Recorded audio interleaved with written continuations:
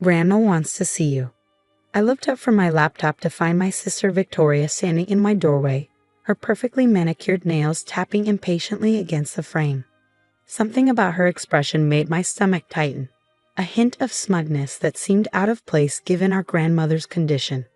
"I just saw her this morning," I said, checking the time. It was barely past noon.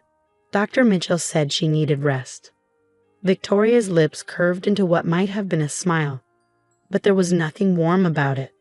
"Well, she's asking for you now, unless you're too busy with your little writing projects to spend time with our dying grandmother." The jab was typical Victoria, always finding ways to diminish my work as a novelist while flaunting her own success in real estate. I closed my laptop and stood, refusing to take the bait. "I'll go now. My name is Olivia Bennett, and for the past 3 months, I've been living in my grandmother Eleanor's mansion, helping care for her as pancreatic cancer slowly took her from us." Victoria visited occasionally, usually when the lawyers were around, but I was the one who sat with Grandma through sleepless nights, who held her hand during chemo, who read to her when her eyes were too tired to focus on the pages herself. The mansion's long hallways echoed with memories as I made my way to Grandma's room. Every antique, every painting, every creaking floorboard had a story. I'd grown up exploring these corridors, discovering hidden nooks and treating the whole place like my personal wonderland. Victoria had always preferred the country club, spending time with the right people, building connections she could use later. Outside Grandma's door, I paused. Voices drifted through the heavy oak, Victoria's lawyer, Mr. Whitman, and someone from the bank. My heart sank. This wasn't a social call. I knocked softly and entered to find Grandma propped up in her massive 4-poster bed, looking frailer than she had that morning. Victoria stood by the window, that same smug smile playing at her lips. 2 men in expensive suits sat in the antique chairs by the bed.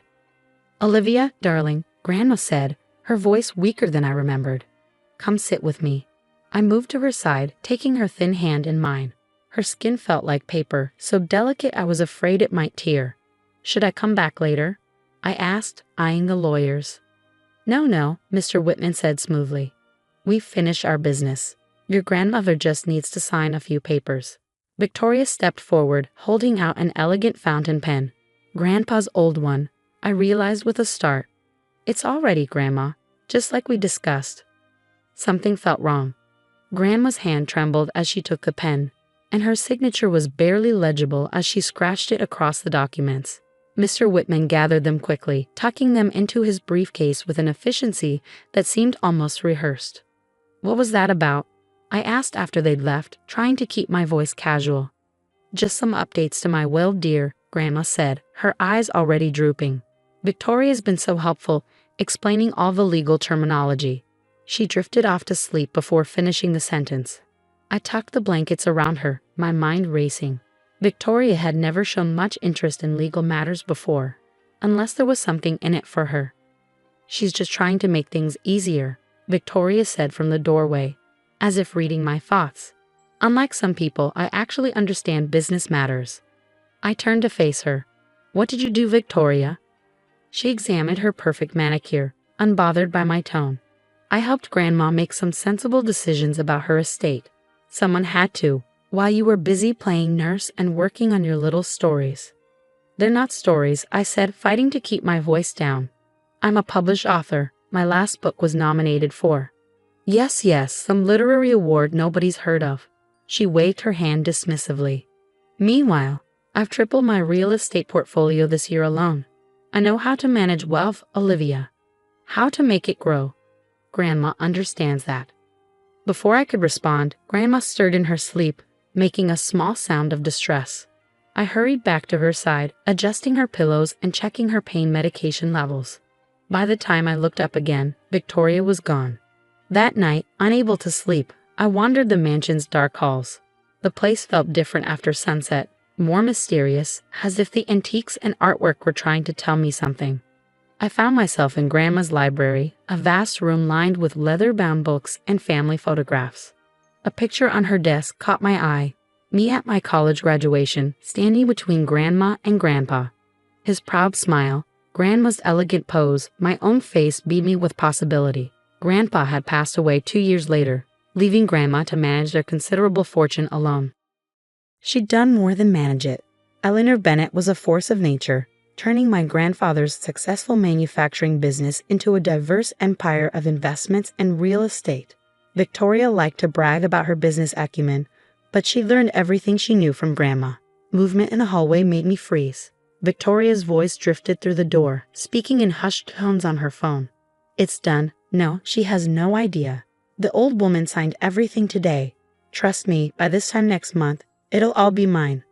My blood ran cold. The smugness, the lawyers, the mysterious documents, it all made sense now. Victoria had somehow convinced Grandma to change her will, probably taking advantage of the confusion caused by her medication. I wanted to confront her immediately, to wake Grandma and demand answers, but I knew that in her weakened state, any confrontation could be dangerous for her. I needed to be smart about this to figure out exactly what Victoria had done before making my move. The next morning, I called the one person who might be able to help. Mark Sullivan, my best friend since college and now a junior partner at a law firm across town. "A new will?" he said when I explained my suspicions. "That's tricky, Liv. She was competent when she signed it." "She's on heavy pain medication," I argued. "Victoria must have caught her during a lucid moment, but you know how the drugs affect her judgment." Mark sighed. "Look, I can make some discreet inquiries, but unless we can prove undue influence or lack of capacity, there might not be much we can do." I spent the next few weeks gathering evidence while continuing to care for Grandma. Her decline accelerated, and soon she was sleeping most of the day. Victoria visited more frequently now, always with documents for Grandma to sign, always when she was most heavily medicated. I documented everything: dates, times, medications, who was present. I took photos of the pill bottles, noted Grandma's mental state, recorded conversations when I could, but it felt like trying to hold back the tide with a paper cup. One afternoon, I was helping Grandma sort through some old photographs when she suddenly gripped my hand with surprising strength. "The blue room," she whispered, her eyes intense. "Behind the painting of the lighthouse. Remember." Before I could ask what she meant, Victoria swept in with another lawyer in tow. "Grandma, Mr. Patterson is here about those property transfers we discussed." I was ushered out of the room, Grandma's cryptic message echoing in my mind. The blue room had been her private study, a place where even Victoria and I weren't allowed to play as children. And the lighthouse painting, I remembered it hanging above an antique writing desk, one of Grandma's favorite pieces. That night, after everyone else had gone to bed, I slipped into the blue room. Moonlight filtered through the tall windows, casting strange shadows on the walls. The lighthouse painting hung exactly where I remembered, its pale beam seeming to wink at me in the darkness. I reached for the frame, my heart pounding. It swung away from the wall easily, revealing a small wall safe behind it. But without the combination, it was useless. I tried a few meaningful dates: Grandma's birthday, the day she married Grandpa, the year the company was founded. Nothing worked. A noise in the hallway sent me scrambling back to my room, the safe's contents remaining a mystery. The next day, Grandma took a turn for the worse. The hospice nurse increased her medication, and she drifted in and out of consciousness. Victoria practically moved into the mansion, bringing an endless parade of lawyers and bankers through Grandma's room. I kept trying to get a moment alone with Grandma to ask about the safe, but Victoria was always there, hovering, controlling access like a jealous guard dog. 2 weeks later, Grandma Eleanor Bennett passed away quietly in her sleep. I was holding her hand when it happened, reading to her from her favorite Jane Austen novel. Victoria was at a business lunch. The funeral was exactly the kind of elaborate affair Victoria loved. Hundreds of guests, expensive flowers, catered reception at the country club. I sat in the front row, numb with grief, while Victoria worked the crowd like a politician at a fundraiser. "Such a tragedy," I overheard her telling someone. "But at least everything's been properly arranged. The estate will be in capable hands." The will reading was scheduled for the following Monday. As I drove to the lawyer's office, I couldn't shake the feeling that I was walking into a trap. Victoria's new Mercedes was already parked outside, gleaming in the morning sun like a well-polished threat. Mr. Whitman's office was all dark wood and leather, the kind of place that reeked of old money and quiet power. Victoria sat in one of the visitor chairs, wearing a black dress that probably cost more than I made in 3 months as a writer. "Shall we begin?" Mr. Whitman asked, adjusting his wire-rimmed glasses. What happened next felt like watching a car crash in slow motion. The new will, signed just weeks before Grandma's death, left everything. The mansion, the business interests, the investments, everything to Victoria. My inheritance had been reduced to a small trust fund that would pay out a modest monthly stipend. Are you sure this is right? I asked, my voice sounding distant to my own ears. Grandma always said she wanted to split things equally. The previous will was revoked, Mr. Whitman said smoothly. Your grandmother was very clear about her final wishes. Victoria stood, gathering her designer purse. Well, I should get started. There's so much to manage. She paused by my chair, her smile sharp as a razor. Don't worry, little sister. I'll let you keep your room in the mansion. For now, though you might want to start looking for a small apartment, something more appropriate to your means. I sat there long after they'd left, staring at the copy of the will in my hands. Everything we'd grown up believing. All of Grandma's promises about preserving the family legacy for both of us. Gone with a few strokes of a pen. But as I drove back to the mansion, no longer my home, I realized with a fresh wave of pain. I remembered Grandma's last cryptic message. The blue room. The lighthouse painting. She'd been trying to tell me something. That night, I waited until Victoria retired to the master suite. She'd already moved into Grandma's room before making my way to the blue room. The lighthouse painting watched as I once again tried to crack the safe's combination. Just as I was about to give up, a memory surfaced. Grandma teaching me to play chess when I was 7, telling me that sometimes the best move isn't the most obvious one. On a hunch, I tried the chess notation for her favorite opening move, e4. The safe clicked open. Inside was a single envelope, my name written in Grandma's elegant handwriting. My hands shook as I opened it, and what I found inside would change everything. But I didn't know that yet. All I knew was that the game wasn't over, it was just beginning. My hands trembled as I unfolded the contents of Grandma's envelope. Inside I found a letter, a small brass key, and what looked like a bank statement from the Cayman Islands. My dearest Olivia, the letter began in Grandma's familiar elegant script. If you're reading this, then 2 things have happened. I'm no longer with you, and Victoria has shown her true colors. I've watched her manipulate and scheme her way through life, always taking the easy path, never understanding the true value of what we built. But you, my darling girl, you have your grandfather's heart and my mind, a dangerous combination. I sank into Grandma's old leather chair, my heart pounding as I continued reading. The key enclosed opens a safety deposit box at First National Bank, box number 2247. What you find inside will help you restore balance to our family legacy. Victoria believes she knows everything about our family's wealth. But your grandfather and I were smarter than that. We never kept all our eggs in one basket. The bank statement showed a balance that made my eyes widen. Over $50 million in an offshore account completely separate from the family's known assets. But be careful, my dear, the letter continued. Victoria is more dangerous than you know. The night your grandfather died wasn't the peaceful passing everyone believes it to be. I've spent years gathering evidence, protecting you both while trying to understand the truth. Now that burden passes to you. I nearly dropped the letter. Was Grandma suggesting that Victoria had something to do with Grandpa's death? The implications were staggering. A noise in the hallway made me quickly return everything to the safe except the key, which I slipped into my pocket. Just in time, Victoria appeared in the doorway, wearing silk pajamas that probably cost more than my car. "What are you doing in here?" she demanded, eyes narrowing.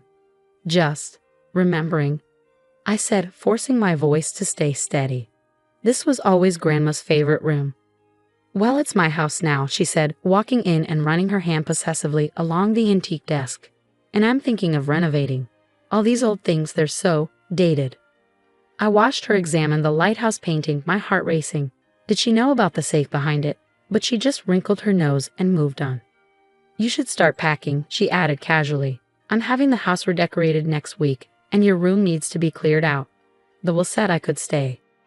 "The will gives me full control of the property," she cut in, her smile sharp. "And I'm exercising that control. You have until Friday." After she left, I sat in the darkness for a long time, thinking about Grandma's letter. If what she suggested was true, my sister wasn't just greedy. She was dangerous. The next morning, I called Mark. "I need your help," I said when he picked up. What do you know about Cayman Islands banking laws? Enough to know I should pretend you didn't ask me that, he replied. What's going on, Liv? We met at a small cafe far from the mansion, where I showed him copies I'd made of the documents from the safe. His eyes widened as he read. This is significant, he said finally. If these accounts exist, they were never included in the estate inventory. And these allegations about your grandfather's death. Can you help me access the safety deposit box? I asked. I don't want to do it alone. He nodded slowly. First thing tomorrow. But Liv, be careful. If Victoria realizes what you found. She won't, I assured him, though my stomach churned at the thought. That afternoon, as I packed my room, I found myself looking at old family photos. One in particular caught my eye. Victoria and me as children, standing with Grandpa in his study. He was showing us his collection of rare coins, something that had fascinated us both as kids. Victoria was holding one, smiling at the camera, while I examined another with a magnifying glass. The memory hit me suddenly, Grandpa teaching us about numismatics, explaining how some coins were worth millions to the right collector. His collection had been extensive, worth a fortune, but after his death. The coins, I whispered, they hadn't been listed in any of the estate inventories. At the time, everyone assumed they'd been sold years ago, but what if? The next morning, Mark met me outside First National Bank just as it opened. The process of accessing the safety deposit box was surprisingly straightforward. Grandma had already added my name to the access list. When the bank officer left us alone in the viewing room, my hands shook as I inserted the key. Inside the box was another envelope, a USB drive, and a small leather-bound notebook. Your grandfather's journal, I breathed, recognizing his handwriting. The envelope contained detailed records of transactions, offshore account numbers, and most importantly, a complete inventory of Grandpa's coin collection, which, according to the documents, had been secretly moved to a private vault in Switzerland just days before his death. Look at this, Mark said, pointing to one of the transaction records. A wire transfer from Victoria's personal account to an unlisted number in the Cayman Islands, dated the day before your grandfather died. But she was just starting out then, I said, frowning. She wouldn't have had this kind of money. Unless she was working with someone else, Mark suggested. Someone who stood to gain from your grandfather's death. The USB drive contained video files, security footage from the mansion's old camera system. With trembling fingers, I plugged it into my laptop. The footage was grainy but clear enough. It showed Victoria in Grandpa's study late at night, arguing with a man I didn't recognize. The timestamp showed it was the night before Grandpa died. You promised me control, Victoria was saying. Once he's gone, I get everything. The man's response was inaudible, but his body language was threatening. Victoria looked scared but determined. The next clip showed Grandpa in his study the following evening, drinking from his usual whiskey glass. Hours later, the cameras caught Victoria and the same man removing something from the study. Grandpa's briefcase, the one he always kept his most important documents in. This is evidence of conspiracy, Mark whispered. But to prove murder, we'd need more. I opened Grandpa's journal, flipping to the last entries. His normally neat handwriting was shaky, urgent. V meeting with M again. Can't trust. Changed my will today. Eleanor knows something's wrong. Coins moved. Safe in Zurich. Account numbers in. The rest was illegible, but it was enough. Grandpa had known something was wrong. He tried to protect the family's assets, working with Grandma to move things offshore before it was too late. We need to move carefully, Mark advised. Victoria has legal control of the estate right now. One wrong move, and she could liquidate everything before we can stop her. Just then, my phone buzzed. A text from Victoria. Moving company arrives tomorrow at 9. Anything left in your room gets thrown out. I looked at Mark, my mind racing. How quickly can you file an injunction? Give me an hour with these documents, he said, already pulling out his phone. And Liv, don't go back to the mansion alone.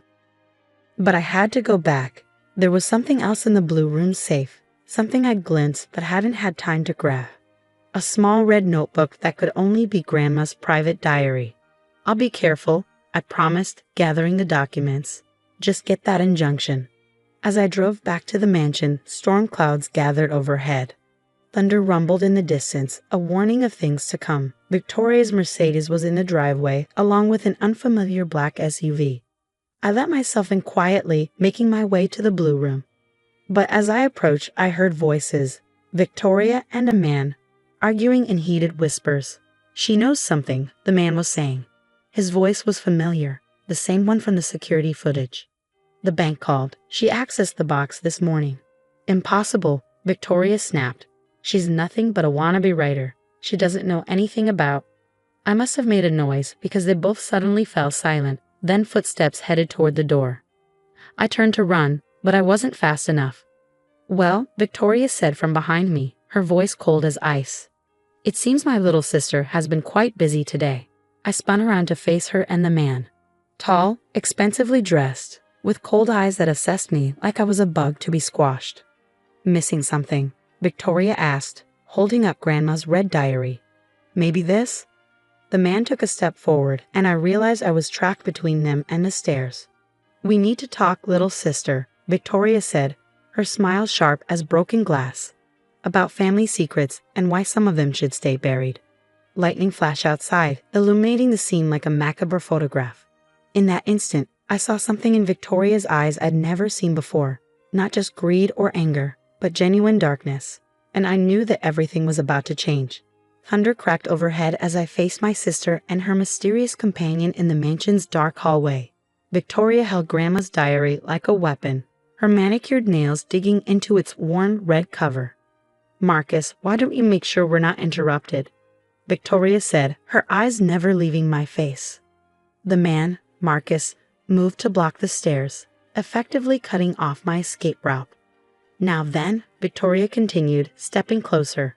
"Let's discuss what you found in that safety deposit box." My mind raced. Mark would be filing the injunction soon, but legal protection wouldn't help if I didn't make it out of here. I needed to play this carefully. "Just some old photos," I said, forcing my voice to stay steady. "Memories of better times. Before you started conspiring to kill our grandfather." The words hung in the air like smoke. Victoria's perfectly composed expression cracked for just a moment, surprise, then fear, then something darker flashing across her face. "You always did have an overactive imagination," she said, but her voice wavered slightly. "All those silly stories you write. Is that what this is? Another one of your fantasies?" "The security footage isn't a fantasy," I shot back. "Neither are the bank records showing your payment to Marcus the night before Grandpa died." Marcus took a step forward, but Victoria held up her hand to stop him. "You have no idea what you're talking about," she said. "What happened to Grandpa was unfortunate, but natural. Everyone knows that." Grandma knew better. I nodded toward the diary in her hands. "That's why she kept records, isn't it? Why she spent years gathering evidence. She was protecting me while building a case against you." Victoria's laugh was sharp and brittle. "Protecting you?" Poor, naive Olivia. Grandma was protecting her money just like everyone else in this family. "Why do you think she changed her will at the end?" "Because you manipulated her while she was dying." "I helped her see reason," Victoria snapped. "This family's wealth needs someone strong to manage it, someone who understands business, not some dreamer who spends her time making up stories." "Is that what you told Grandpa too?" I asked quietly, before even Marcus poisoned his whiskey. The slap came so fast I didn't see it coming. My cheek stung as Victoria grabbed my arm, her fingers digging in painfully. "You need to be very careful about what accusations you make," she hissed. Just then, both our phones buzzed simultaneously. Victoria kept her grip on my arm as she checked her screen. I watched her face pale as she read what I knew must be a notice of the injunction Mark had filed. "What did you do?" she demanded, shaking me. A calm settled over me, the kind of clarity that comes when you know you finally gained the upper hand. "I did exactly what Grandma and Grandpa prepared me to do. I protected our family's true legacy." "Marcus." Victoria's voice rose with panic. "She's frozen our access to the estate. Call Harrison. Tell him to start liquidating everything now." "That won't work," I said, unable to keep the satisfaction from my voice. "The offshore accounts, the coin collection in Switzerland, none of it was ever part of the estate. Grandpa moved everything before he died, didn't he? That's why you were so angry that night. He'd outmaneuvered you." Victoria's grip loosened as realization dawned in her eyes. The coins. How did you? Grandma left me a key, but not just to the safety deposit box. She left me the key to everything. All the accounts, all the documentation, all the evidence against you. It's already in the hands of the authorities. The sound of cars pulling up outside made Victoria's head snap around. Red and blue lights flashed through the windows, illuminating the hallway in an eerie strobe. Police, a voice called from downstairs. Victoria Bennett, we have a warrant. Marcus bolted toward the back stairs, but Victoria remained frozen, staring at me with a mixture of hatred and disbelief. You're bluffing, she whispered. You couldn't possibly have. I pulled out my phone and played the security footage, not the grainy version from the USB drive, but a crystal clear copy showing Victoria and Marcus in Grandpa's study, discussing payment details and poison dosages. Grandma upgraded the security system after Grandpa died, I explained. Installed hidden cameras everywhere. She knew you'd try again eventually. Victoria lunged for my phone, but I was ready this time. I stepped back, letting her momentum carry her past me. She stumbled, Grandma's diary flying from her hands. It hit the floor and split open, spilling photographs and documents across the hardwood. Footsteps thundered up the stairs as police officers swarmed the hallway. Victoria tried to run, but there was nowhere to go. I watched in silence as they handcuffed my sister, reading her rights as they led her away. One of the detectives stayed behind to take my statement. As I described discovering Grandma's letter and the evidence she gathered, I couldn't help but look through the scattered contents of her diary. Among the papers was a photograph I'd never seen before. Grandma and Grandpa on their wedding day, young and radiant with possibility. Your grandmother was a remarkable woman, the detective said, following my gaze. She contacted us months ago, sharing her suspicions, but she needed time to gather concrete evidence. That's why she played along with Victoria's manipulation, I realized. She was protecting me while building an airtight case. Hours later, after the police had finished processing the scene, I sat alone in the blue room. The lighthouse painting still hung on the wall, now hiding an empty safe, but its secrets had served their purpose. My phone buzzed, a message from Mark. Just heard from the Swiss bank. The coin collection is intact. Estimated value, $75 million. Call me when you can. I leaned back in Grandma's chair, emotion washing over me in waves. Victoria and Marcus were in custody, along with several co-conspirators including Mr. Whitman, who had helped orchestrate the fake will changes. The family's true assets were secure, and more importantly, Grandpa would finally have justice. A soft knock at the door made me look up. Anna, our housekeeper of 20 years, stood there with tears in her eyes. Miss Olivia, she said. I should have told you sooner. The night your grandfather died, I saw. I stood and took her hands in mine. It's okay, Anna. We know everything now. She nodded, squeezing my hands. Your grandmother was so proud of you. She knew you'd be the one to make things right. As if to emphasize her words, I noticed something carved into the arm of Grandma's chair, tiny letters worn smooth by years of use.